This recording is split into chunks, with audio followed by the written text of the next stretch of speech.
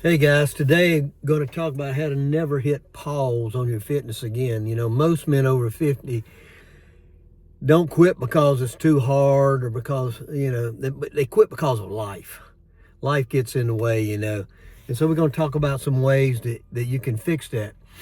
Be honest, how many times have you told yourself, I'll start over again on Monday? I used to hear that all the time. And think about how much that delay has cost you over the years, telling yourself, I'll start next week, I'll start on Monday. Mike here. I slowed down because of work.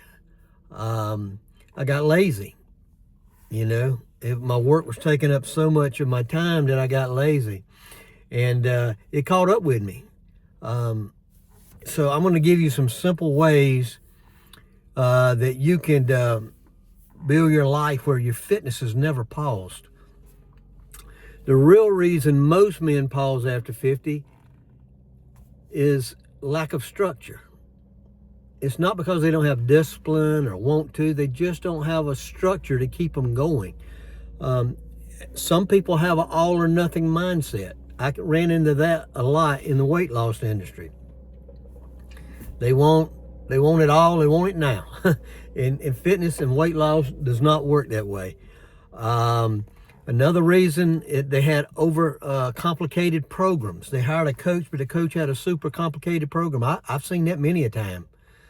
Dealing with other coaches. I was in a coaching program with like 500 or 600 coaches in there, and there were starters, people have been doing it for 20, 30 years, people who had lost their business because of COVID or gyms and came back and started stuff online. And I heard a little bit of it all, and some of the programs are like, man, this is too complicated for me to do. Other people have knee problems, back problems, shoulder problems, and they just don't know what to do because of that. They just won't get started because of those issues. And some people just feel left behind, and they feel like a shame or something, and that causes more delays because they're like, it does me no good to start. I might as well not start. I can't do this. But all of these things. An example is people will plan a 1 hour workout. I'm going to work out for an hour on Wednesday. I'm going to work out for an hour. I'm going to do it. Time catches up with them. They don't have time, and they just skip the entire workout. No workout at all. That happens God knows how many times. People can't do what they wanted to do, so they do nothing. So I'm going to give you a couple rules. Number one, don't raise the bar, raise the floor. Don't make it harder, make it easier for you to get started and keep going. Continue in the process. Fitness shouldn't feel like, climbing up a hill.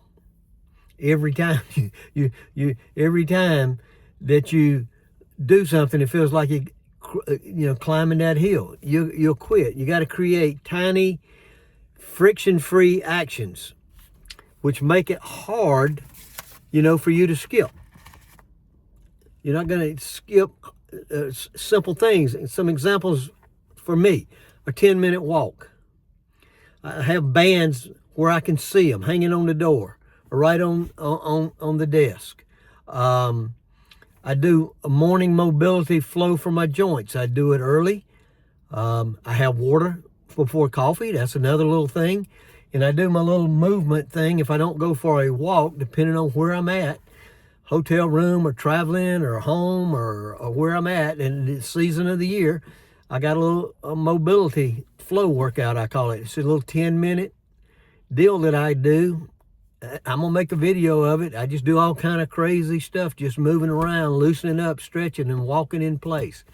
Rule number 2. But if I get that done first, so if I don't do anything else the rest of the day, I've got something done. I've got a little 10-minute workout done there. Rule number 2, build your minimum daily standards. We're raising the floor. Minimum daily standards. They're not goals, but standards. So on your worst day, think about your worst day. What's one thing you will still do, no matter what? Nothing interferes with it. Example, it could be 5,000 steps. Could be 3,000 steps. Depends on where you're at. It could be three strength sessions a week. You're going to do three strength sessions a week somewhere, if they're home on your floor, whatever, in your house. A protein target, a healthy breakfast. You know, and even when you're traveling, like I did last week. So, you know, minimum daily standards prevents long pauses where you feel like you're starting over every time. You're starting over and over and over. In the weight loss industry, that's how they make their money. Knowing that some people are gonna try 2 or 3 times a year, spend thousands of dollars. Some people are gonna try once a year. I mean, they come back every single year. It's crazy. Rule number 3: replace motivation with a system. I always say, action is what motivates you.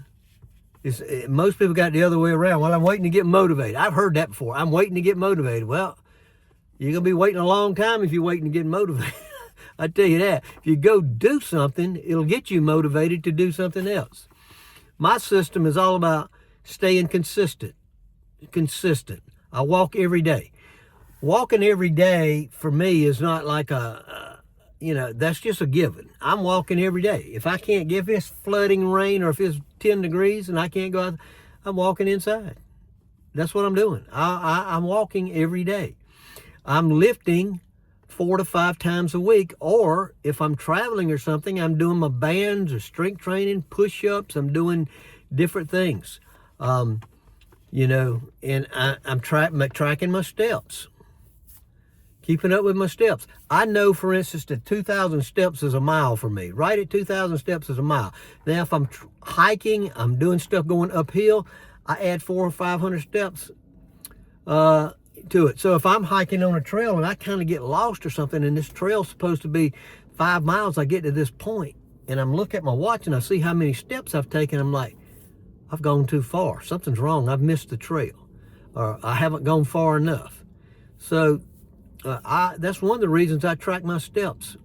It just keeps me in line with what I want to do for my body. Pre-deciding meals. That's a big thing, especially if you want to lose some weight.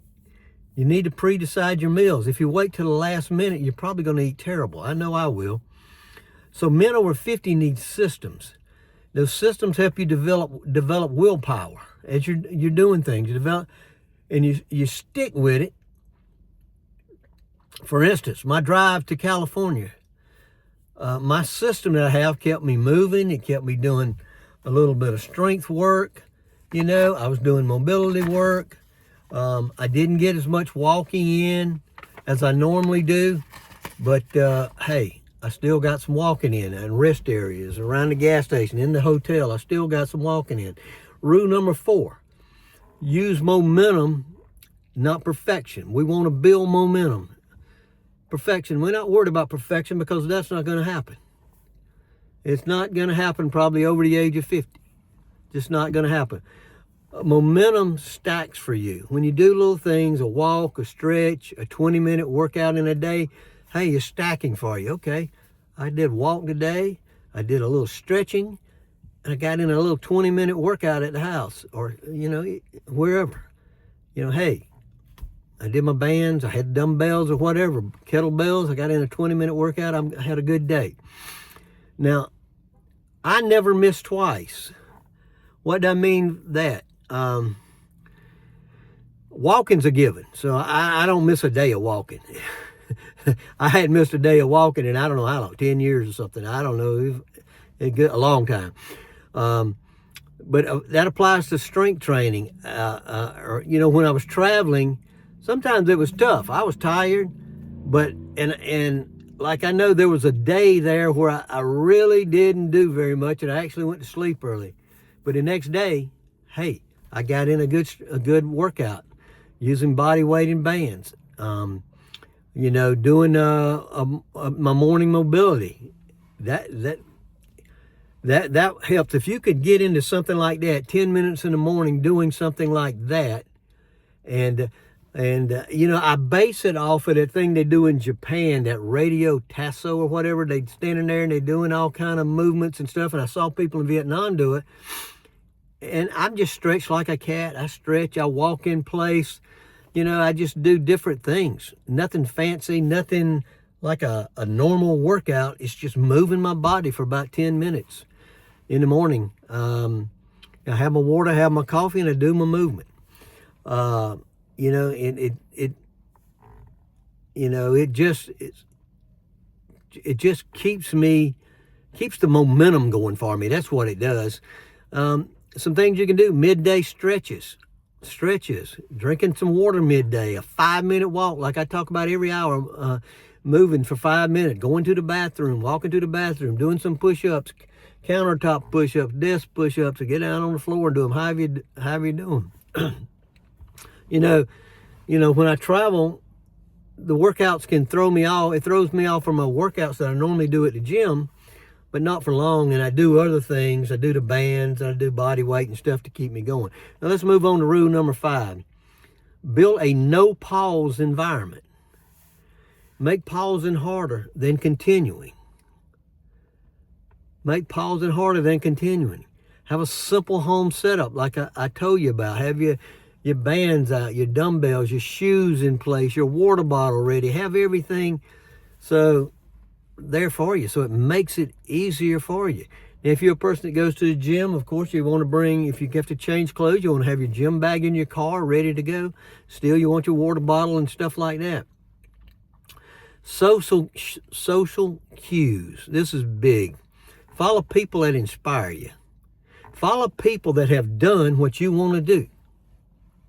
Follow people that have done what you're trying to do. And